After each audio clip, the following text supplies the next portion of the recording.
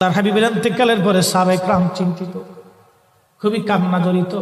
ছোট্ট একটা গাঠুরি বেঁধে বেলাল আসছে, হযরত আবু বকরের সামনে দাঁড়ায় বলে, আবু বকর বিদায় দাও, মদিনায় আর থাকবো না। কেন রে বেলাল, কি জন্য মদিনায় থাকবে না? কিসের অভাব, কিসের কষ্ট? কেউ কি তোমাকে ব্যথা দিয়েছে, না তোমাকে মেরেছে, নাকি তোমার কোনো অভাব আছে? বলো, বাইতুল মাল থেকে মাসিক বেতন দিয়ে দিব।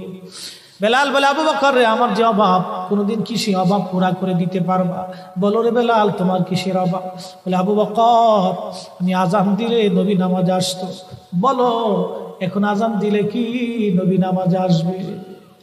আবু বকর বলতেছে, বেলাল রে, তুমি কি নবীরে ভালোবাসো, আমরা কি ভালোবাসি না? বেলাল বলে, আবু বকর, তুমিও ভালোবাসো, আমিও ভালোবাসি।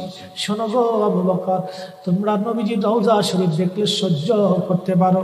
আমি বেলাল যখন আজান দিয়ে নবী রওজা শরীফের দিকে তাকাই, আমার কলিজা গুলি ফেটে ফেটে আসে, আমি বরদাস্ত